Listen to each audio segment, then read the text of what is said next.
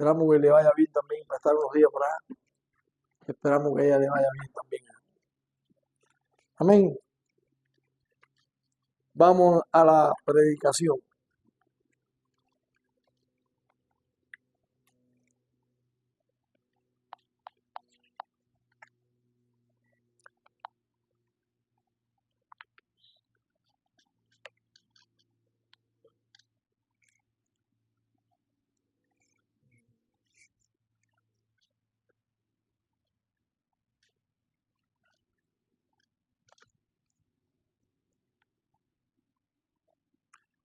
Nosotros estábamos la semana pasada a esta hora también paseando en un barco en el medio del mar, pero con un frío.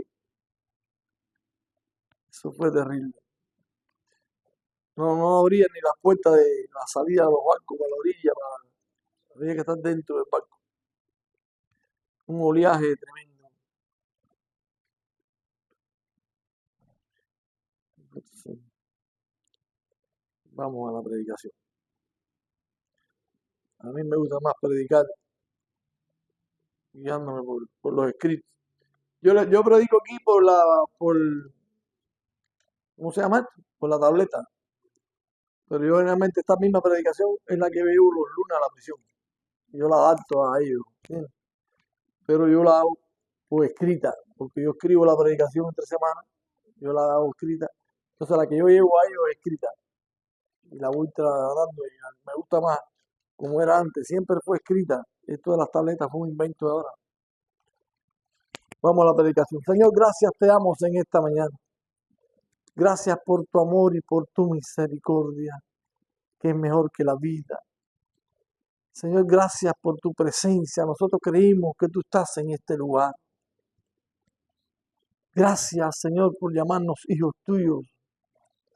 Ese privilegio que tenemos, Señor, cuando vemos tantas millones y millones de personas que se pierden y nosotros poder llamarnos hijos tuyos.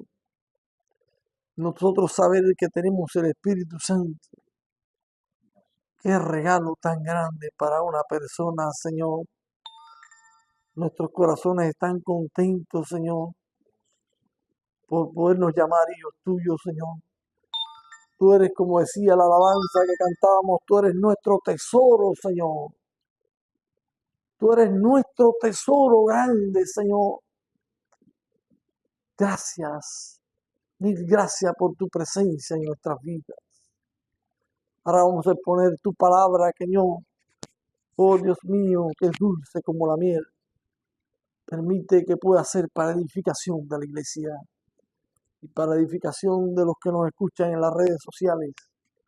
Los que quizás un día abriendo una pantalla te dé por escuchar este mensaje. Gracias, que lo disfruten para la gloria y la honra de tu nombre, en el nombre de Jesucristo. Amén. El título de este mensaje es: no te afanes por hacerte rico, sé prudente y desiste. Proverbios 23, 4 y 5. En días pasados, mientras estábamos de vacaciones, conversábamos la familia.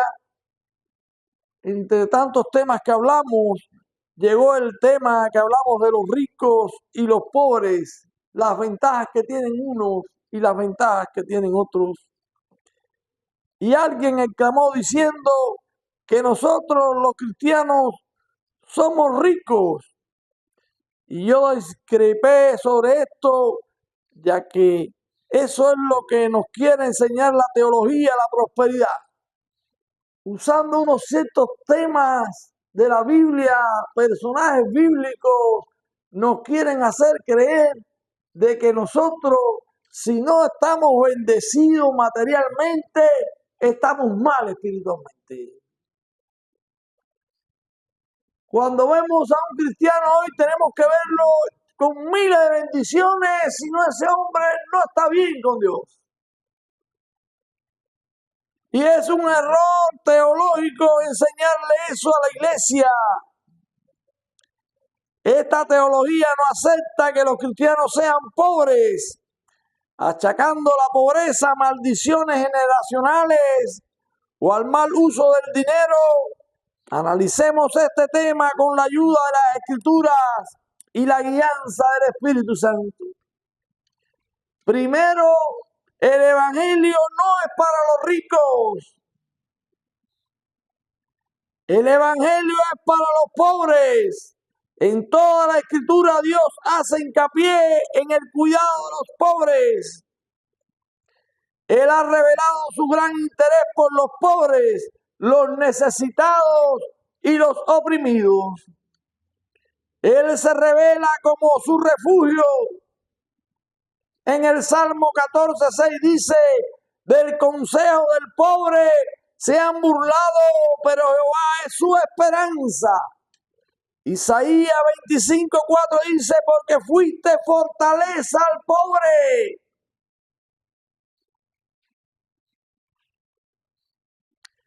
Fortaleza al menesteroso en su aflicción.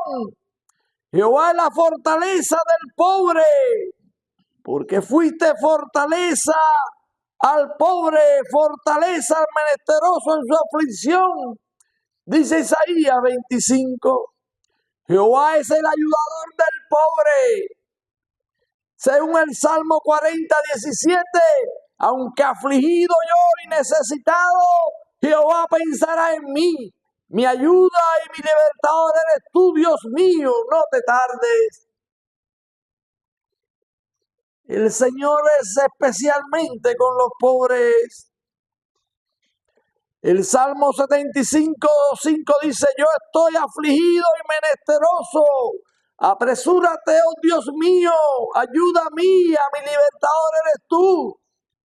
No te detengas, tú eres mi socorro. Jehová es el libertador de los pobres, por la opresión de los pobres, por el gemido de los menesterosos. Ahora me levantaré, dice Jehová en el Salmo 34:6.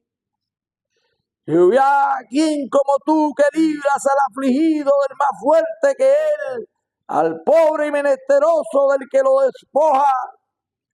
A sus pobres saciaré de pan. Cuando Dios se reveló en la ley a los israelitas, en el plasmó cómo sería el trato a los pobres. Si un rico contrataba a un pobre, su paga tenía que dársela diariamente. En la temporada de la cosecha, el grano que se caía no se podía recoger. Ese grano tenía que dar ahí para los pobres. Cuando se recogían las cosechas en el campo había que dejar un pedazo sin coger, porque él sabía que el pobre venía a buscar lo que se había quedado en el campo y los dueños tenían que dejar ese por ciento sin recoger.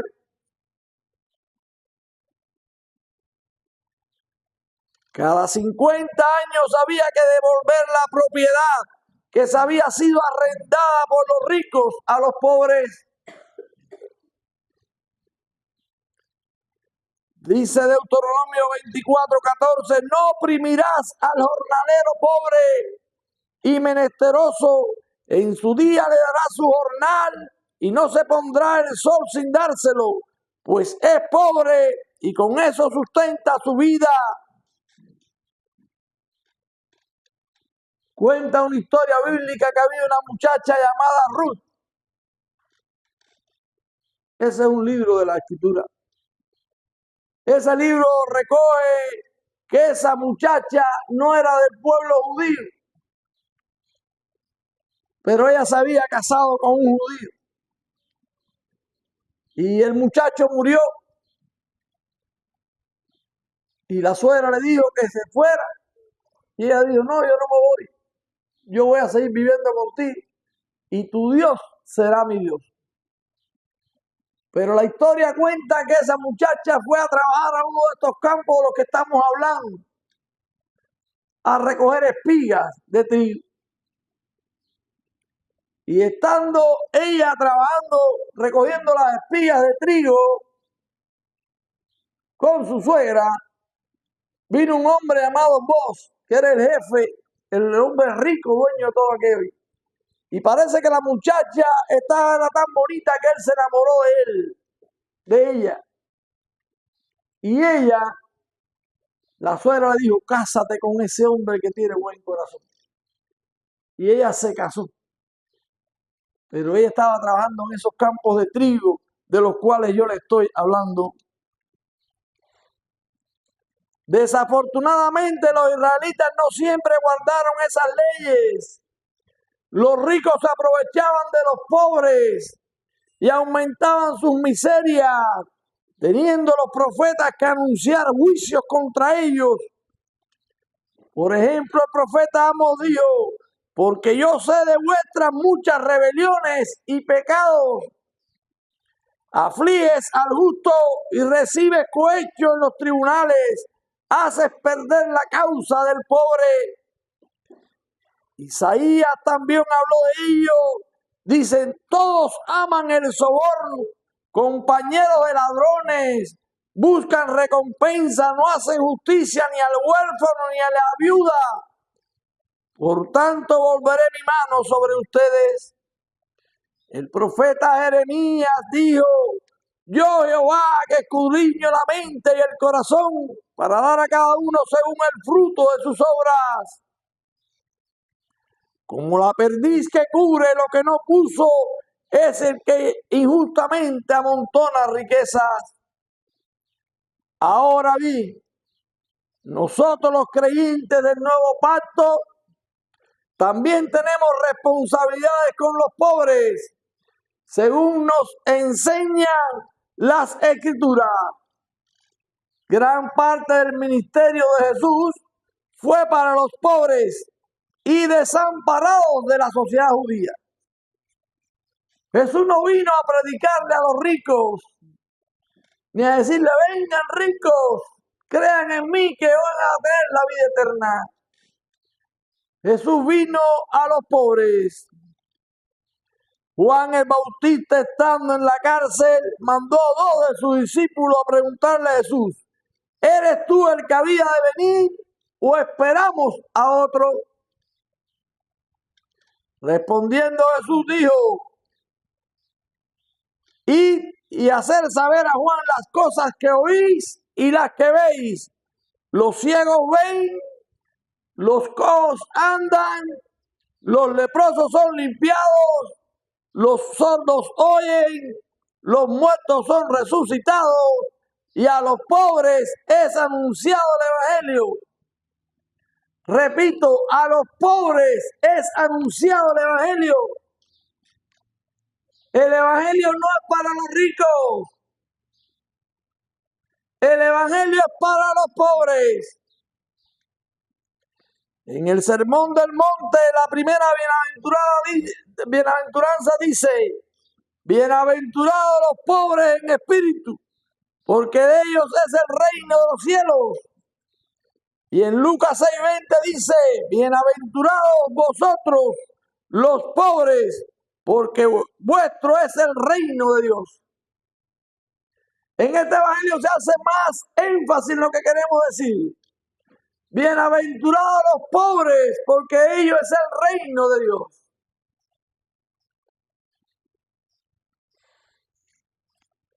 Jesús dijo, nadie puede servir a 2 señores, porque amará a uno y aborrecerá al otro, estimará a uno y despreciará al otro.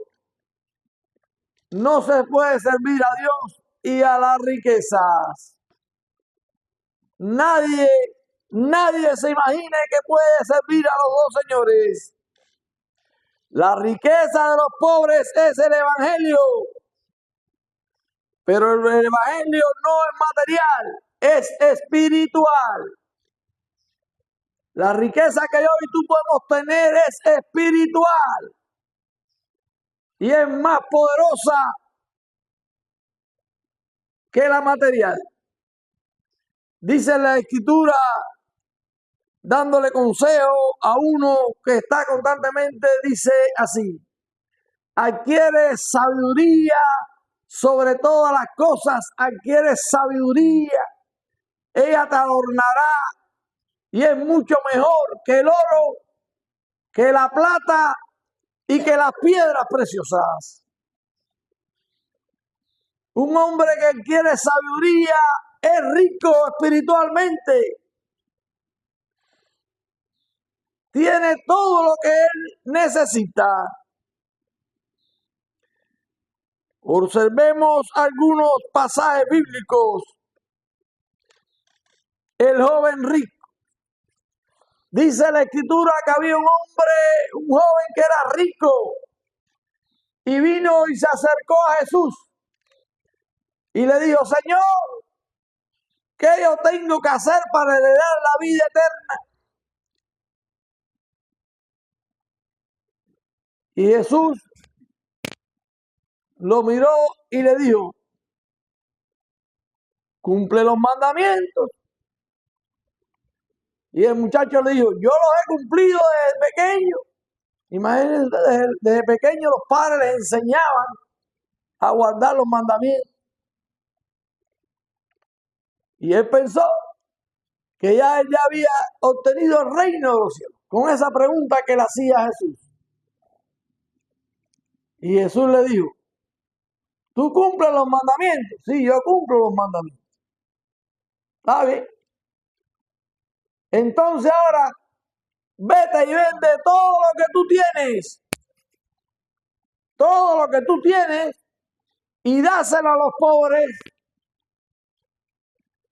Dice la historia bíblica que el muchacho se entristeció, cambió su semblante, se puso triste, porque dijo: da toda mi riqueza a los pobres.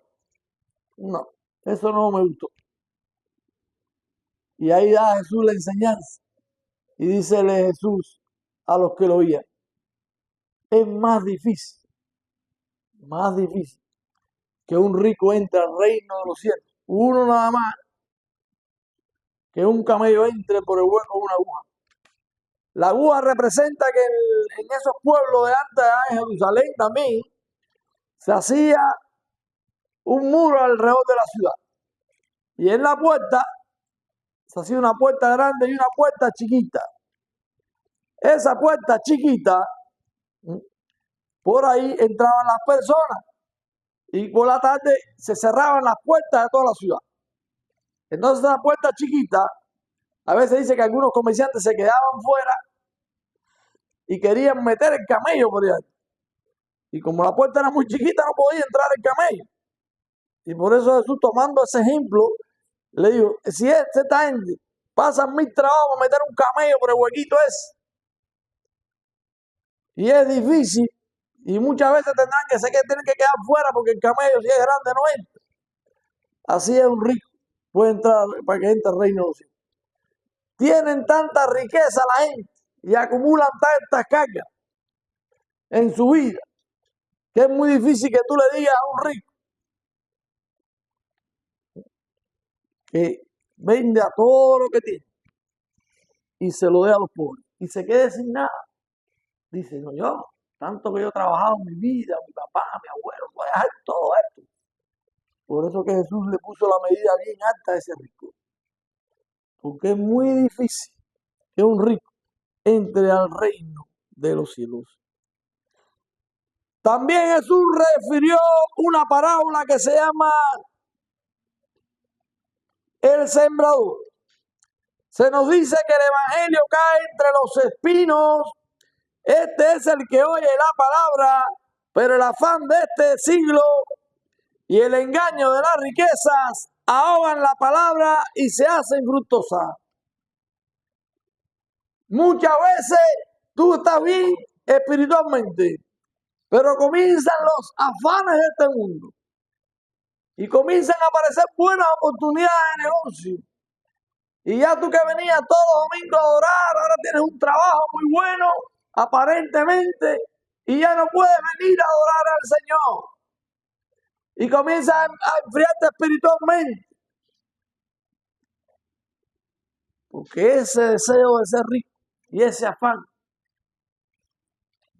nunca hará bueno para ti, para que puedas crecer en la vida espiritual.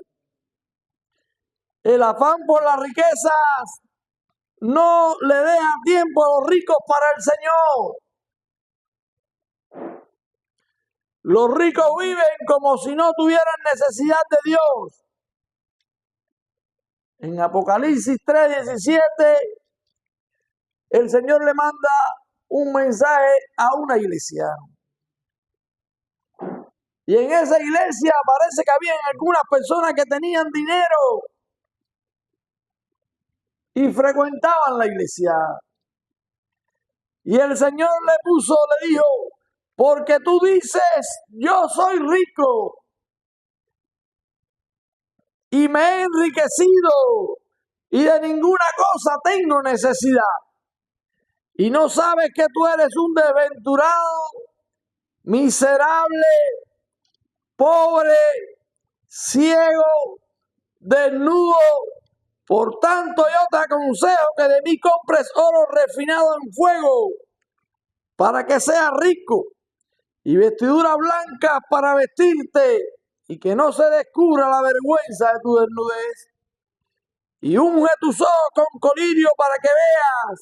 Yo reprendo y castigo a todos los que amo. Ya habían hermanos dentro de la iglesia, pero tenían esta lucha espiritual que querían seguir afanados por las cosas de la riqueza. El apóstol Pablo tenía un hombre que se llamaba, creo que era Alejandro, no recuerdo bien el nombre ahora, que dice que él dejó la fe por las cosas de este mundo. Cuando él se puso a pesar lo que era la fe en el cristianismo, él llegó a dejar la fe y se fue corriendo tras las cosas de este mundo. La iglesia cristiana de los primeros momentos fue nutrida por los pobres, de tal manera que hubo que crear un grupo de diáconos para que atendieran a las viudas y a los pobres. En el comienzo de la iglesia, los que tenían propiedades las vendían y las ponían a los pies de los apóstoles. Así que no había entre ellos ningún necesitado, porque todos los que poseían heredades o casas las vendían y traían el precio de lo vendido a los apóstoles y se repartía cada uno según su necesidad. Había un hombre llamado José a quien los apóstoles le pusieron Bernabé, que vendió una heredad y trajo el precio y se la entregó a los apóstoles. Quiere decir que la iglesia desde que se fundó, no se fundó para hacer a la gente rica. Más bien los que tenían propiedades las vendían y entregaban ese dinero a la iglesia. Y la iglesia atendía a las viudas y a los pobres, a todos por igual. Esa es la idea de la iglesia. La idea no es amontonar para mí, amontonar para mí, amontonar para mí. La idea es que tú tengas cosas para tú darle a los demás y compartas con la gente lo que te da el Señor. Había una pareja en la iglesia que se llamaban Ananías y Zafira. Aquellos que hicieron, como se había orientado que la gente que tenía una heredad la vendiera, ellos tenían una heredad y la vendieron. ¿Pero qué hicieron ellos? Cogieron una parte del dinero y lo escondieron. Y la otra parte la dieron a la iglesia. Y llegaron a la iglesia y entregaron su dinero por la heredad.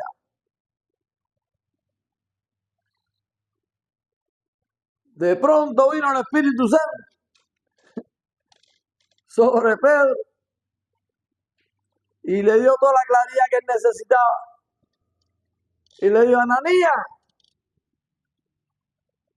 ¿por qué tú hiciste esto? Yo, ¿qué hice yo? Cogiste una parte del dinero de la heredad para ti. Y tú dijiste que cuando vendieran la heredad, ese dinero ya era para la congregación. Pues el Espíritu Santo te va a quitar la vida ahora mismo. Yo me imagino la escena que se armó en aquella congregación. Porque el hombre dice que cayó muerto al momento. Y ellos mandaron a que lo sacaran del templo. Pero al rato llegó la mujer llamada Zafira y le hicieron las mismas preguntas que le hicieron al marido. ¿Por qué ustedes cogieron este dinero? Si ese dinero ustedes dijeron que lo iban a dar para la iglesia, ¿por qué escondieron una parte del dinero? Y cogieron. Y él le dijo, pues el Espíritu Santo, no engañaste aquí a nadie, tú engañaste al Espíritu Santo. Y tu esposo murió ahora. Y tú vas a morir también ahora. Eso fue una disciplina tremenda que dio el Espíritu Santo a la iglesia cuando comenzaba. Demostrando una vez más que la iglesia era para los pobres. La iglesia no era para hacerse rico. La iglesia es para despojarte de lo que tú tienes y lo compartas con la gente.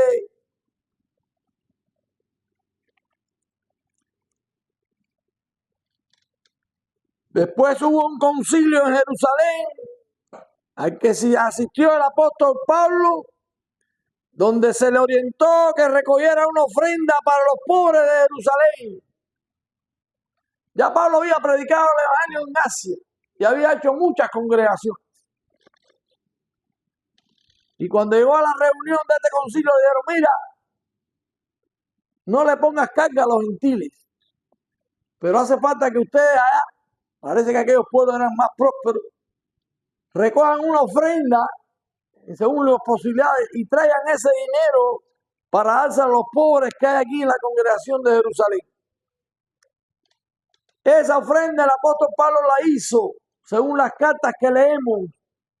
Él mandó a recolectar esa ofrenda y él personalmente recogió ese dinero y lo llevó y lo entregó a Jerusalén.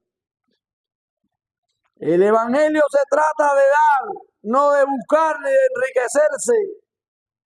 La teología de la prosperidad crea un cristiano ambicioso, orgulloso, usando textos de las escrituras y pasajes bíblicos que hablan de hombres que fueron prosperados por Dios para hacernos creer que nosotros podemos ser como ellos. No te hablan de Moisés, que abandonó los tesoros de los egipcios y prefirió el vituperio de Cristo, o de los héroes de la fe que anduvieron por las cavernas, por los desiertos cubiertos de pieles, pobres, angustiados, maltratados, de los que el mundo no era digno. Nunca te van a hablar en la teología de la prosperidad de esta gente. Ellos te van a hablar que Abraham tuvo muchas riquezas y que David, siendo el más chiquitico de la familia, llegó a ser el rey de Israel. Pero nunca te van a hablar de los pobres que anduvieron en la tierra predicando la palabra del Señor.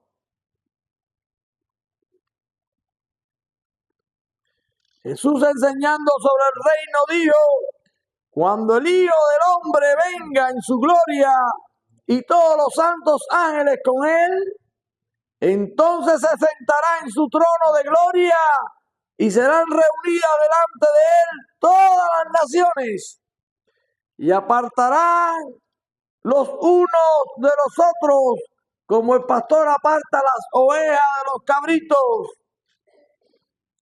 Y dirá a los de la derecha: venid, benditos de mi Padre, heredad el reino de Dios preparado para vosotros, porque tuve hambre y me diste de comer, tuve sed y me diste de beber, fui forastero y me recogiste, estuve desnudo y me cubriste, enfermo y me visitaste en la cárcel, y viniste a mí. Y ellos le dirán: Señor, ¿Cuándo te vimos en esta condición que tú estás diciendo? Y Jesús le dijo, por cuanto se lo hiciste a uno de estos pequeños, me lo hiciste a mí. Quiere decir que el mismo Jesús está constantemente pensando en los pobres, en los necesitados, en los hambrientos, en los que no tienen nada. Si quieres ver a Jesús un día, tienes que ir a esos lugares, buscar al desnudo, buscar al hambriento, buscar al enfermo, visitar un preso. También Jesús describió a un hombre rico y a un hombre pobre que habían fallecido. Un rico tenemos ahora aquí y unos pobres que murieron. Y los dos fueron, uno fue al infierno y el otro fue al seno de Abraham. Y el rico dice que metido al infierno había un vapor tan grande que se quemaba, que se sentía incómodo. Y clamó a Dios, porque la gente cuando le aprieta el zapato, ahí esa hora claman a Dios. Y aquel estaba en un lugar un poco ya donde no puedes clamar mucho. Porque nosotros podemos clamar ahora, tenemos la oportunidad. Pero cuando estemos en el infierno, yo creo que ahí no sale nadie. Y aquel hombre clamó, dijo, bueno, dile a Lázaro que venga aunque sea y me moje con sus labios este tormento que yo estoy pasando. Y el Señor le dijo, no, ni tú puedes ir donde está Lázaro, ni Lázaro puede venir donde estás tú. ¿De qué tú te quejas ahora? Tú tuviste muchos bienes en la tierra. Tú tenías todo lo que tú querías en la tierra. Sin embargo, Lázaro iba y te mendigaba un pedacito de pan.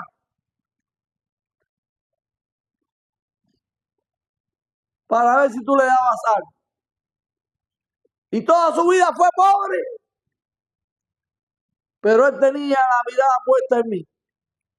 Él seguía adorando y seguía bendiciendo mi nombre. Y por eso él hoy está aquí en el seno de Abraham. Porque él fue fiel hasta la muerte. Y yo lo traje aquí donde se le da la corona de vida a la gente. Y aquel hombre no le quedó otro remedio que decir, bueno, Señor, dile a Lázaro que vaya a donde están mis hermanos a la tierra y le cuente lo que yo estoy pasando. Y el Señor le dijo, tampoco el que se muere no vuelve a vivir en la tierra. O se va para el infierno o se va para el paraíso. No puede volver a la tierra. Que oigan allá abajo los profetas que yo dejo. Porque, Señor, una generación se va y la otra se va, pero generación viene y generación va, pero la palabra del Señor permanece. La gente se va, uno al infierno, otro a la gloria, pero la palabra del Señor sigue aquí en la tierra. Para los que estén, la puedan oír, la puedan analizar y sacar sus conclusiones. Este rico terminó en el infierno.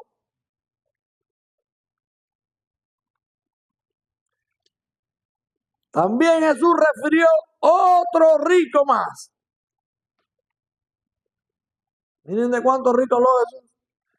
Dice Jesús que había un hombre que había producido tanto su tierra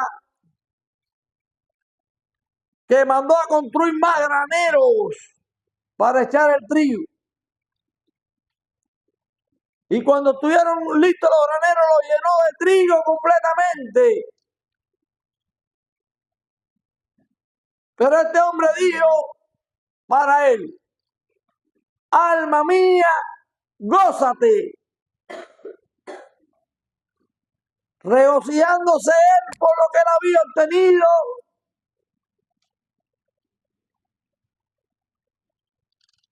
Yo creo que ese nunca no pensó ni en la gente.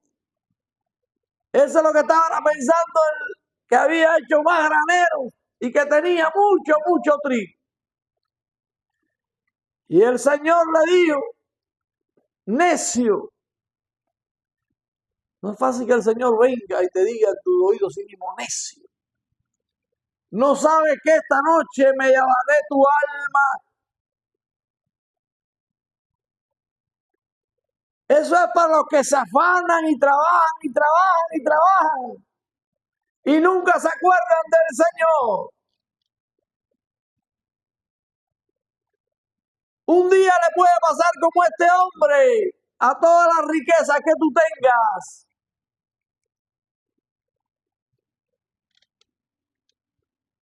Que venga el Señor a pedir tu alma y tengas que irte, como dice la Escritura, desnudo, porque a este mundo no traíste nada y de este mundo nada podrás sacar. Y tengas que dejar los graneros hechos y llenos de trigo. Y lo que tú pensabas que tu alma se iba a regocijar, nada de eso acontezca.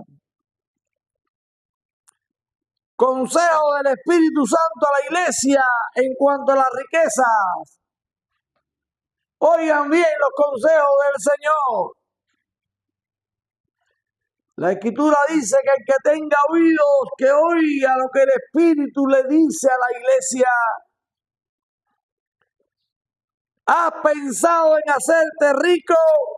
Desiste, pues en ese camino puedes perder la salvación.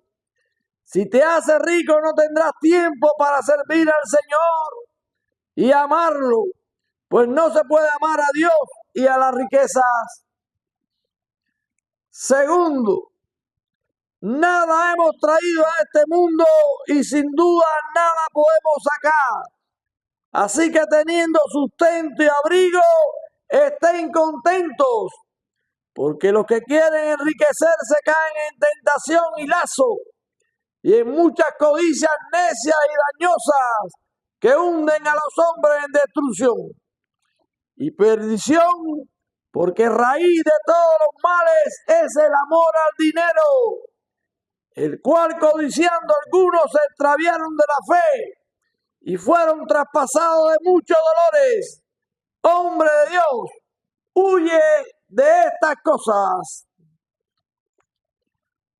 Tercero, a los ricos de este siglo manda el Espíritu Santo que no sean altivos, ni pongan la esperanza en la riqueza, las cuales son inciertas, sino en el Dios vivo que nos da todas las cosas en abundancia, para que la disfrutemos, que hagan bien, que sean ricos en buenas obras, dadivosos, generosos, atesorando para sí buen fundamento para el porvenir, que echen mano de la vida eterna. Cuarto, si pues habéis resucitado con Cristo, busca las cosas de arriba donde está Cristo sentado a la diestra de Dios. Poner la mira en las cosas de arriba, no en las de la tierra. Hacer morir lo terrenal, pasiones desordenadas, malos deseos y avaricia, que es idolatría. Son los consejos que da el Espíritu Santo a la iglesia. Concluimos entonces nuestra predicación diciendo: el Evangelio es principalmente para los pobres, para los que carecen de muchas cosas materiales y cada día dependemos del Señor como nuestro sustentador. Pero sin embargo el Señor dijo: yo conozco tus obras y tu tribulación y tu pobreza, pero tú eres rico. Sé fiel hasta la muerte y yo te daré la corona de la vida. Nuestra riqueza es espiritual. La paz del Señor sea con todos. Amén. En los días en que vivimos hay que estar claro en los pasos que damos, porque el diablo anda como un león rugiente, buscando a quien de nosotros destruir. Seamos sobrios y velemos. Fundamentalmente le hablo a los jóvenes que tienen mucha esperanza, tienen muchos deseos de adquirir cosas, pero hay que ver hasta dónde las tenemos y cómo las logramos, siempre glorificando el nombre de nuestro Señor. Amén. Vamos a orar. Señor, gracias te damos una vez en este día por tu amor y tu misericordia. Te rogamos, Señor, que podamos estar prestos, nuestros oídos, a entender al Espíritu Santo.